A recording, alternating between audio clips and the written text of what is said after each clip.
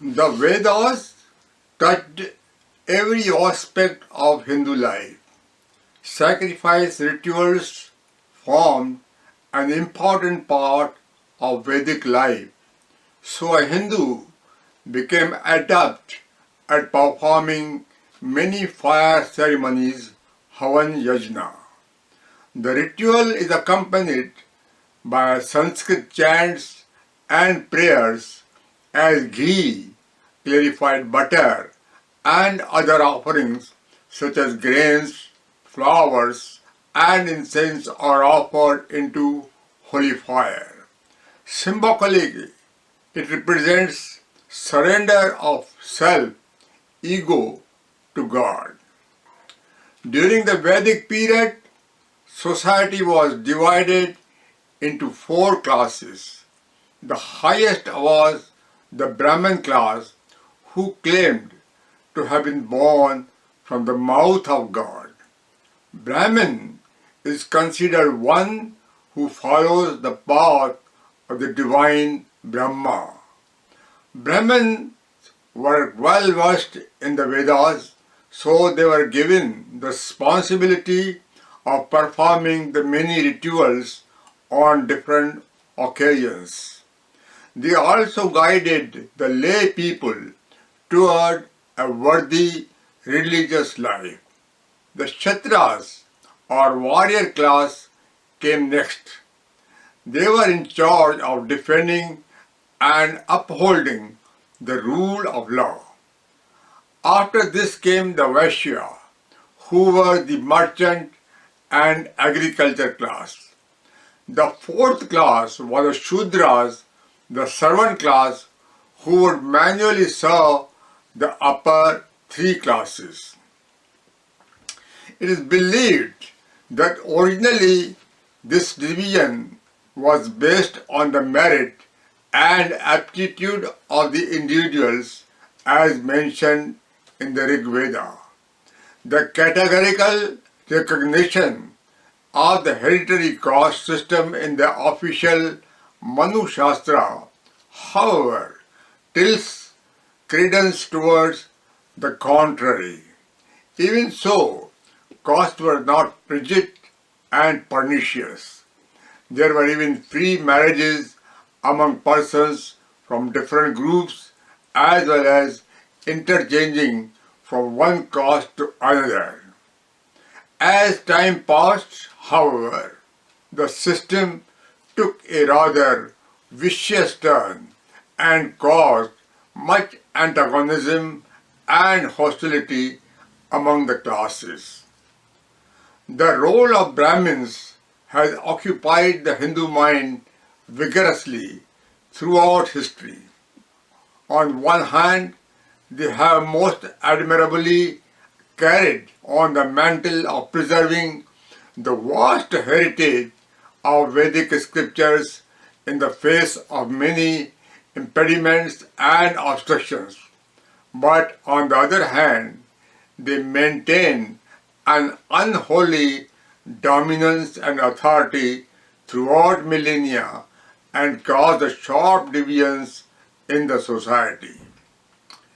In the Vedic society, a man's life was divided into four stages or ashrams.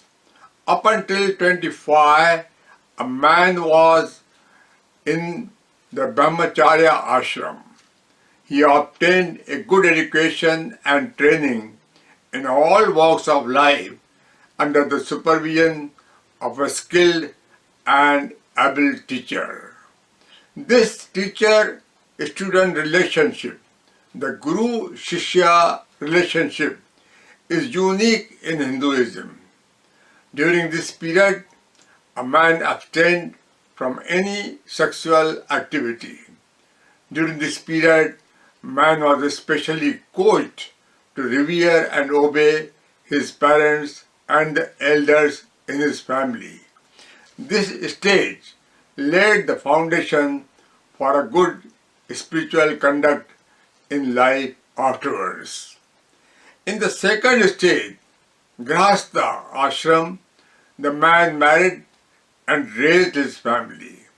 Hindus believe that getting married and raising children is a religious duty, and they virtually exhaust all their resources and efforts towards this divine task, even as he is urged to take proper care of his wife and children.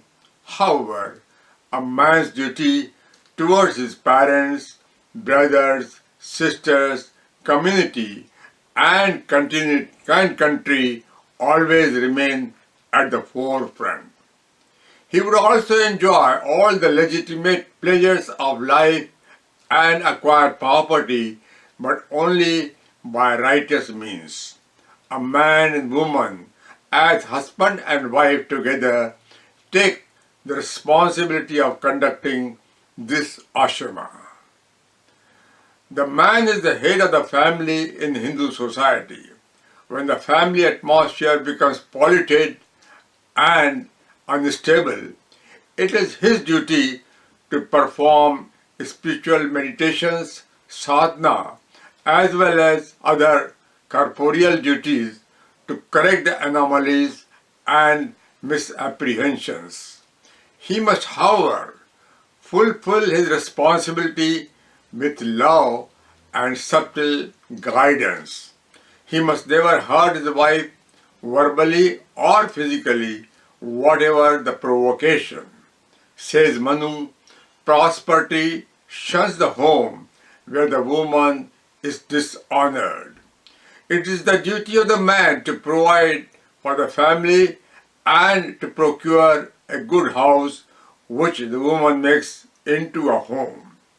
He may provide not only for the necessary articles but also for fine things and jewelry.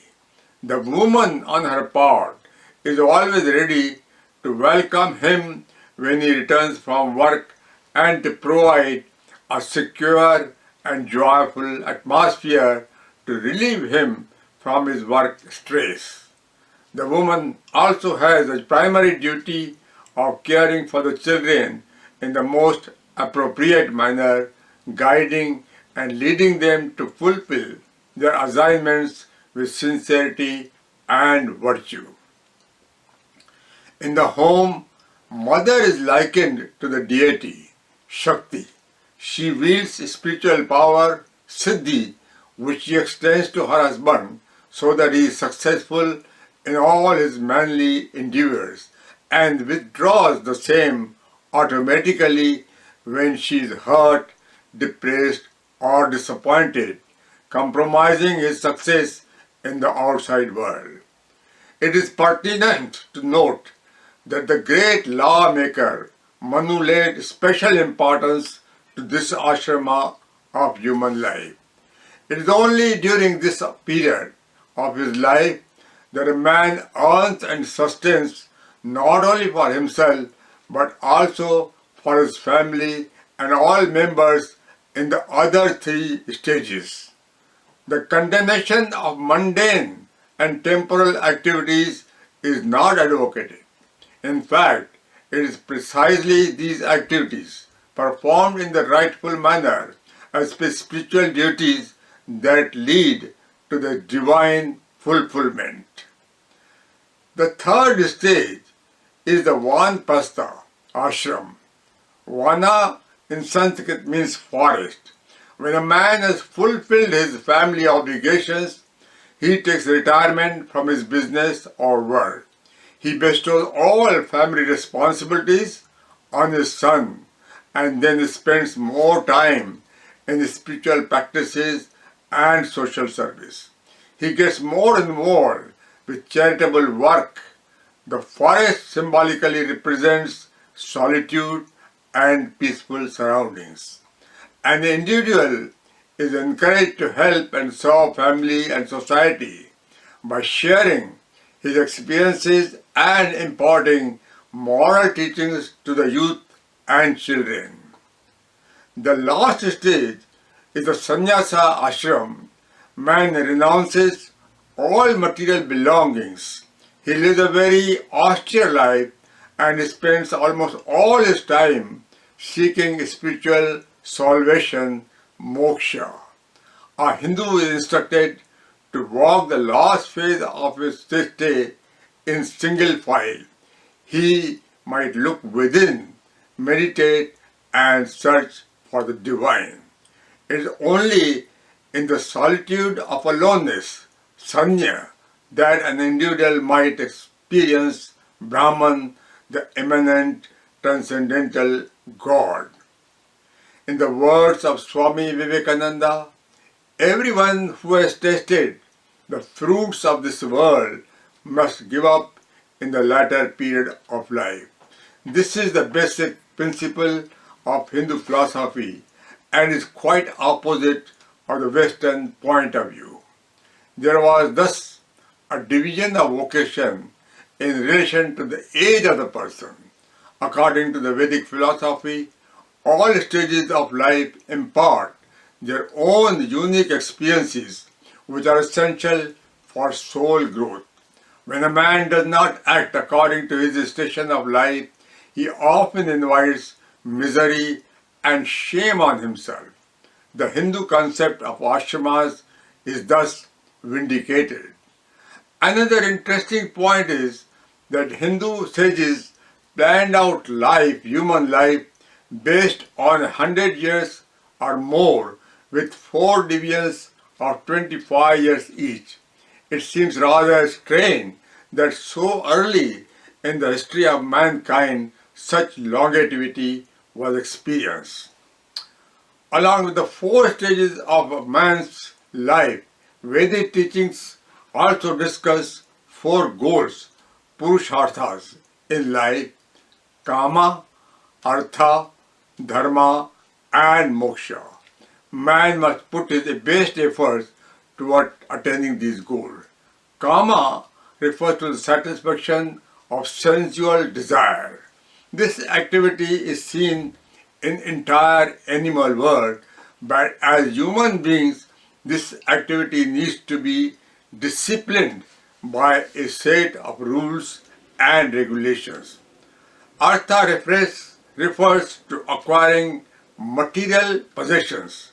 This activity is of a higher nature and is seen only in human beings. Human beings need food, clothing, and shelter.